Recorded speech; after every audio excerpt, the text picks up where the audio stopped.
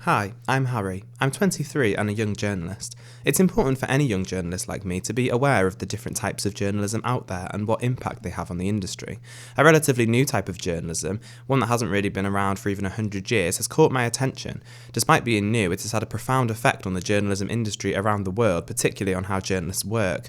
Welcome to my presentation on citizen journalism. For the next 10 minutes, you can enjoy learning all about this slightly confusing but incredibly interesting form of journalism, which has its roots in the development of technology and social media.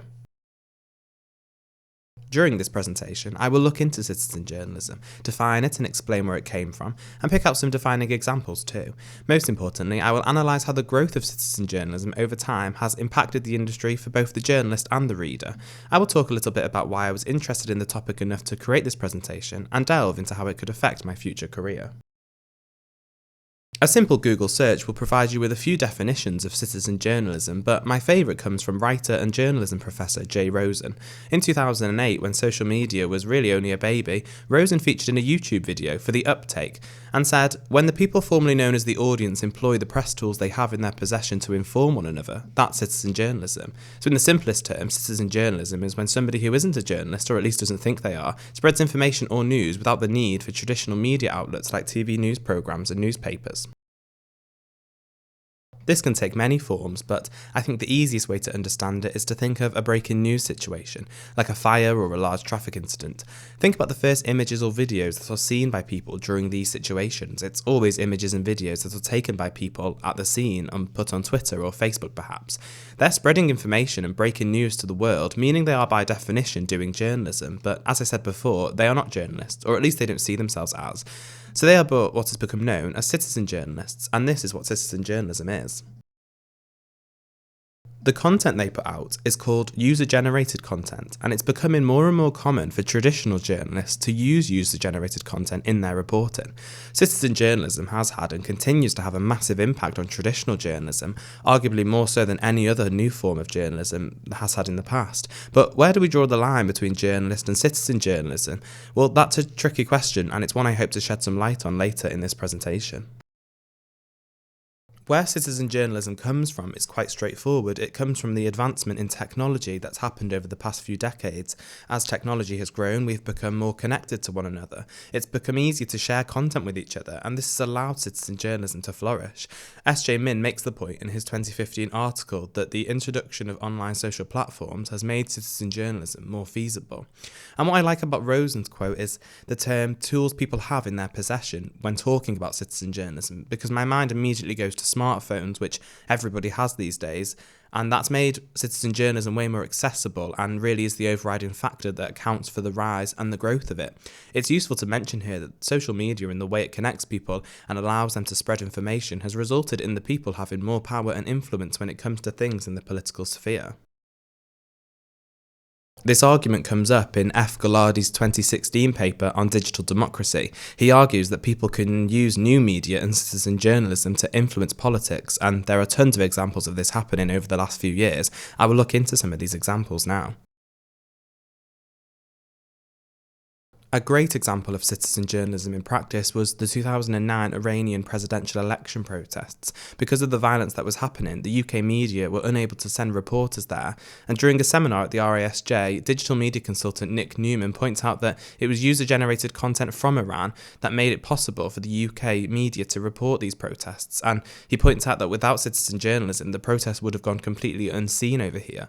In the same seminar, Newman made the argument that citizen journalism not only helps with reporting, but also with investigative work. He gives another defining example here, the death of Ian Tomlinson during the 2009 G20 summit protests in London. Tomlinson was a newspaper seller who died, and at first it was thought to be a heart attack, but it would soon come to light that he died after Simon Harwood, a police officer, hit him and pushed him to the ground.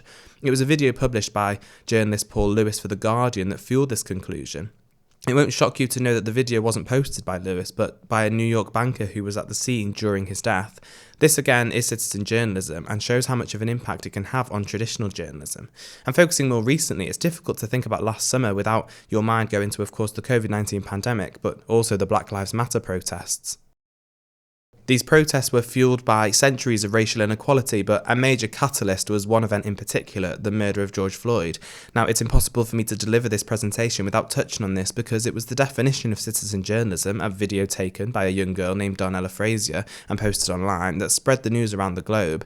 This recent but defining example shows how citizen journalism has a huge impact on the journalism industry and social justice. Despite not being an official type of journalism, like political or fashion journalism for example, citizen journalism gets used a lot in industry. The BBC actually have a UGC hub which contains a team of dedicated journalists who source user-generated and social media content to output on the BBC.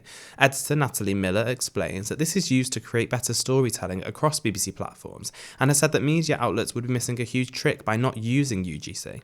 She uses the example of the 2015 terrorist attack in Paris and says that for the BBC coverage of it, UGC was integral to the story. She also mentions, however, that it's more important than ever that UGC is fact-checked and the source of the content is discovered and ensured to be authentic, as the risk of spreading misinformation is increased when dealing with citizen journalism.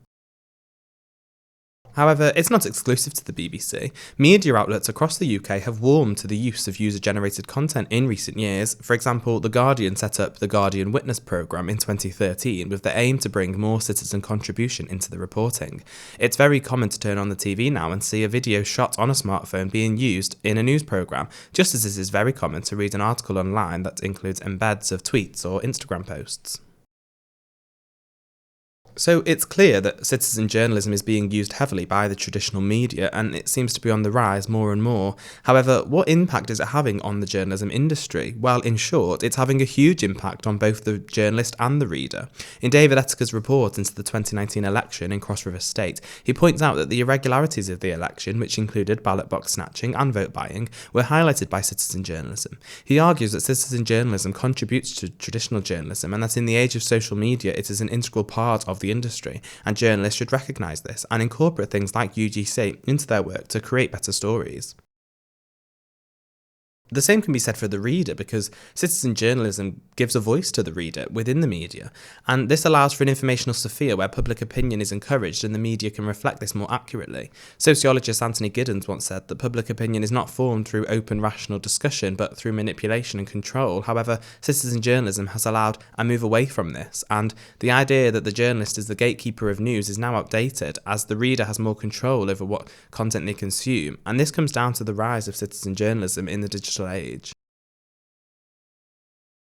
The topic fascinates me because of the impact it's had on the industry. When I'm reporting, I always use Twitter as a first point of call. I can develop my stories and find voices using the platform. I'm confident that this is the same for many journalists, and as I mentioned before, huge organisations like the BBC use social media and UGC across their reporting. The rise of social media and the impact it's had on the way we work as journalists is huge, and I struggle to think of anything that's impacted the industry in the same way. It's quite astonishing to think about when you think that social media is less than 25 years old and mass-printed media can be traced back to as early as the late 15th century. From the research I have done for this presentation, I've realised that citizen journalism is everywhere, and even journalists who don't realise it are using citizen journalism every day in their work, from finding a story on Twitter to using a video shot by someone on a smartphone in a news programme. Someone like me, who is entering the journalism industry as a young professional, can embrace this and actively aim to foster a connection between traditional journalism and citizen journalism to create better and more diverse content. I view citizen journalism as a positive tool to be used by what you could call professional journalists, and this is the mentality I aim to take forward into my future career. I think citizen journalism will continue to grow, and in 10 years' time, more journalists will be relying on it in their reporting. As I said earlier, I'll go forward into my career with the aim of incorporating citizen journalism into my work, as I think it's a really useful tool that can lead to better content that's more approachable to the audience. I understand that it needs to be approached with care, and fact-checking is really important when using content sourced from social media, but it doesn't take away from the usefulness of things like user-generated content.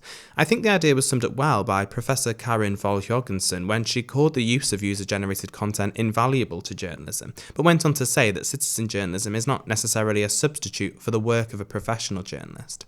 So going back to my earlier question of where to draw the line between journalist and citizen journalist, well, I would say that citizen journalists are not journalists as such, but they can certainly contribute to the informational sphere. And their content can be just as useful, if not more useful, than a lot of the content produced by somebody who writes for a recognised publication, someone who may call themselves a professional journalist.